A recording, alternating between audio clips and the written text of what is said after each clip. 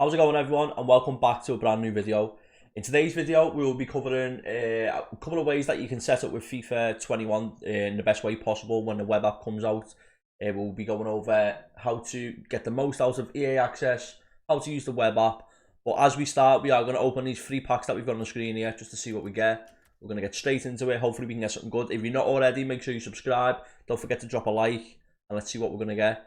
Right, in this first one, we're not going to get anything, so we're going to skip it. I know this is not related to FIFA 21, but I thought, why not start it with something a little bit different to add to the intro.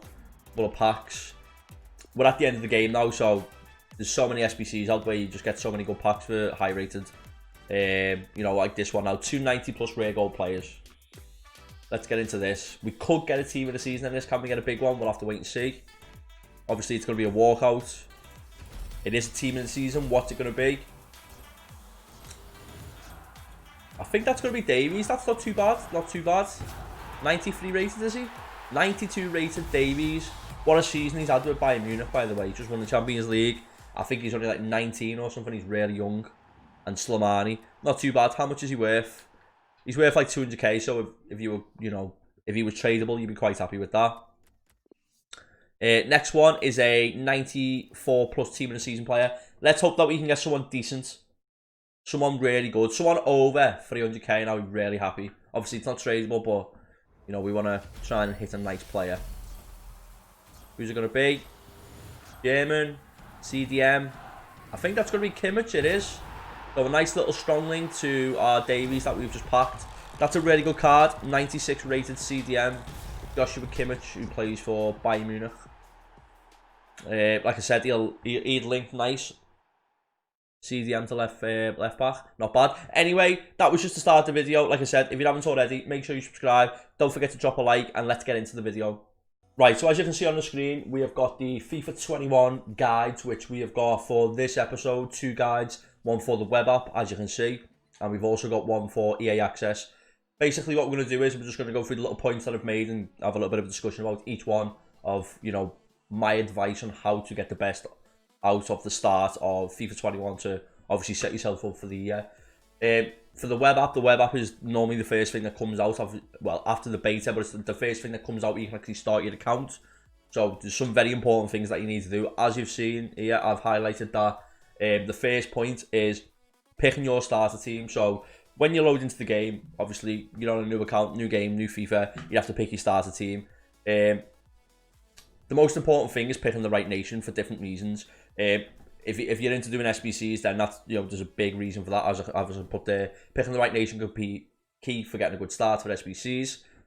If you're just, you know, interested in setting up for your you know, what players you're going to use, obviously you want to pick the right nation for that. England and Germany are always great starters because of multiple leagues making good links for SBCs, which is correct because, you know, in the English leagues you've got obviously the Premier League all the way down to Division 2, I think it is, and then obviously in the Germany you've got the Bundesliga 1, 2 and 3, making obviously 7 altogether if you were to add them together, but 3 for the German league and 4 for the English league. You know, there's a lot of links to be made when you're starting doing the you know, the starter of SBCs and all that good stuff, which could be a good way to obviously get yourself some packs and get yourself started in terms of, you know, opening them packs, selling the contents and giving yourself some coins to either start your team or start trading. As I've said there, picking a nation that is also in a lot of leagues to make hybrids. Obviously, if you want to use the, if you want to make a hybrid or if you want to use them for SBCs again. So say for instance, you pick maybe the Premier League's got loads of different nations in. So, you know, you might want to pick an English again to go with, because that can link with players in the English league or so on and so on. Me personally, like I said, I don't normally pick England. I normally pick Germany because I think there's so many different players scattered around in different nations, and normally they can go for quite a decent bit because you only get a couple of gold players. So in FIFA 20, Andrei Shirley was in like the Russian league or something, and he went quite expensive because obviously he was needed for SBCs. The second thing is daily gifts and bonuses. So when you log into the game, as you can see, it says there, log in each day, you receive different gifts and bonuses. Objectives are huge in FIFA 21 at the minute, so you could feature. So you might get objectives that you need to do. Obviously, if you're logging in on the web app, they're probably going to be SBC objectives. Gifts are normally coins or packed, but may vary. They are free and help massively when using the web app. Completing simple challenges and SBCs can result in more gifts and bonuses. As I've just highlighted, when you log in, you might get daily objectives where you have to complete an SBC, a very easy one. You get either coins, maybe coin bonuses in terms of when you play the game, you can get the playing the game bonus where you can get like 5 times games, 1,000 coins for each game. You might get that for when the actual full game comes out. Like I said, it's easy and free. Make sure you log in every day because you get a bonus just for logging in.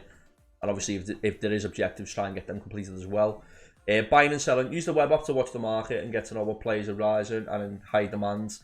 If you're into trading at the start of the game in a web app, you can get yourself some really good deals, which can set you up for the first couple of months of FIFA. If you've somehow managed to pack something good in your daily bonuses, or you get like a couple of 1,000 coins, you manage to trade, and then you pack like a player. So, who are we thinking of? Richarlison might get a little upgrade. He's Brazilian and he plays in the Premier League. If you manage to pack him, in October, well, not October, say December time, he won't be worth too much, but at the start of the game, he could be worth about 50,000 to 100,000 coins because he's Brazilian. He'll have a good card, and he will link to quite a few players. Using your coins efficiently on the web app can set you up for a very good start to FIFA 21. As I've just said, for me personally, the web app is a very important part of the game because it gives you a very good chance to set yourself up for the year. If you spend FIFA points, I'd advise you to not open the packs on the web app. If you want to do that, you can do. I'd wait till the game comes out so you can either use the EA access and play drafts or so on and so on. Mass bidding and sniping will be key in getting some amazing deals. That is right, not everyone's going to be using the web app. A lot of people are lazy, so if you're mass bidding on set players, so say for instance, cheap English right backs, defenders in the Premier League always do quite well, English ones more. So say for instance, you've got Maitland-Niles. I don't know if he's going to be a right wing back this year, he might be. You could, to make it even a little bit better, you could, mass bid on loads of him for very cheap because he might have a decent amount of pace and not a bad card. So a lot of people will use him at the start of the game. And if he's a right wing back, if you convert him to a right back as well, because position changes work really well. I'd advise you to do any of that type of stuff though when the relevant SBCs are out or people are playing the game, because people like to just make the team have full chemistry. And then obviously, on the bottom bit, investing in the right players early on could be massive coin maker with some cards, more than triple in price. Like I've just said, Richarlison on the web app might be going for maybe 20, 30, 40k, but then when the actual full game comes out itself, he might double in price or triple. It's, I can't remember who it was last year, but there's quite a few players, but as an example, a certain player come out and within like a couple of days he was extinct because everyone had bought him, but then his price range had to get higher by like triple because people wanted them and he just, there was none on the market. And then eventually, after a couple of weeks or maybe, once the full game had come out, his price has just absolutely plummeted and gone massive and people were making like 200-300% on him. That's for me, the best things I can possibly give you in terms of the web app. Make sure you're trading efficiently if you are going to trade. Make sure you log in every day to get your daily bonuses. If there's any objectives, make sure you complete them. Pick your starting nation based off what leagues you're going to use if you're going to play the game and you're not going to trade, or pick them based off, good links to, as many leagues as possible to be able to complete all the SBCs that, are going to be, really good for you in return of opening packs and making coins to obviously help you out through the year.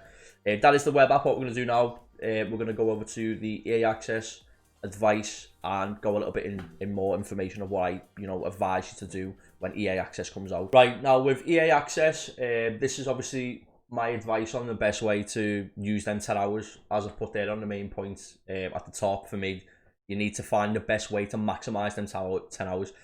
Everyone, jumps on and thinks, oh, I've got FIFA points, or let's do SBCs, let's open packs. For me, that's not the best way to play the game. If you want to open packs, you want to do SBCs, make sure you do them on the web app. Like I put there, use these 10 hours to get used to the gameplay. Obviously, it's a different game. You might not think it's going to be any different than the previous one, but it is. I've played the beta and it's completely different than FIFA 20, so I know it is different. Use them 10 hours to get used to the gameplay. Avoid building your team on a console, instead use the web app. Obviously, sitting there thinking, because as soon as the new game comes out, everyone's hyped. Everyone wants to build a team. Don't do it on the game. You're wasting your hours. Do it on the web app. Like I said, it's not worth you wasting your time because you'll be sitting there thinking, oh, I want to buy him. Let's check his price, this and that. Do not do it on the console. Make sure you use the web app. Like I said, if you do have any FIFA points, make sure that if, in my opinion, use them on drafts, because your investment of the points, it's the best way to make the most you possibly can back. If you get past the first round, you've automatically straight away made more on your points instead of opening 2 7.5k or 150 FIFA point packs. Make sure you're not sitting in the menus wasting your hours. Once finished, make sure your application's closed. That is massive and important. People don't realise it. So say for instance you're on FIFA and you just click the home button, your game is not technically closed.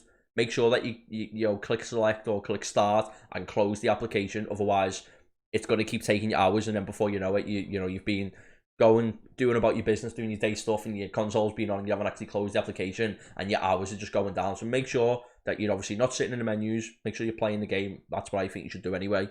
If you are going to do SBCs and stuff, then do that. But make sure if you're not on it and you're not playing it, you close the game, close the application. Do not keep it open. Daily objectives and SBCs. Daily objectives can be a good way to get free packs, coins, rewards to play in the game. So when the web app comes out, we will get daily objectives, I think, which will be SBCs related more. When the web app's out, we might get some as well when EA Access is out. But if there's any daily objectives that you can do, like sometimes play a friendly against a friend and get like a gold pack and stuff, all that type of good stuff. Like at the minute now on FIFA 20, you have to complete like 3 easy challenges, which if you've got friends, you can't just go into a game with them, get them to let you score, and then back out. You can do it in like 5 minutes. If you're getting a free pack for it, then I would advise you to do that. It's a free pack. It might help you with your starter team and all that good stuff. If completing SBCs use the web app instead, as they can take a while. Exactly. The new SBCs, Footbin, which is an app which obviously gives you solutions to complete SBCs, might not be as up to date and have loads of solutions on there because people might not be using it as much because it's EA access. Sorry. My advice would be, if you're going to complete SBCs, use the web app. Always check what objectives will come out on the web app first. So yeah, sometimes, I don't know about you, but they might bring out like 3 or 4 objectives in one day, and I'll find myself sitting there trying to like progress in my head what's actually come out and figuring out what I'm going to do first and how I'm going to do them.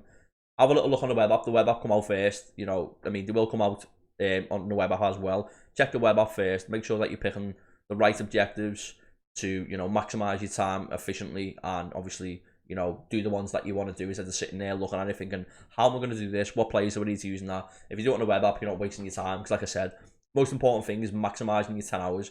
You can't get, you're not going to get more, you're not going to get less than 10 hours, but you need to make sure that you're using them 10 hours the best possible way to set you up for the game. Gameplay, playing drafts to start is a good way to get a good return on your FIFA points, but beware of pros playing too. So let me just go into a little bit of context. Like I said, if you got FIFA points, I think personally you should do drafts. I will do drafts and open packs because it's what I do. I'm a content creator. But if you're uploading FIFA points, I would advise you to play draft. I think it's the best way to invest your points. Now you're probably wondering, what are you saying? Beware of pros playing. Of course, there's going to be pro players. At the start of the game, what I've just said is basically use your FIFA points to play, to get the best return for your investment. Pro players are going to do exactly that. They're going to upload thousands and thousands. When I say thousands, I mean like hundreds of thousands of FIFA points.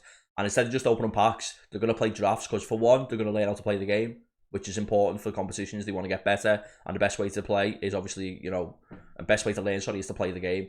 And then secondly, obviously, the return is going to be a lot better than opening 7.5k packs. If they win a draft, there's a high possibility that they're going to get 50k packs and stuff, which is, 1,000 FIFA points instead of 300.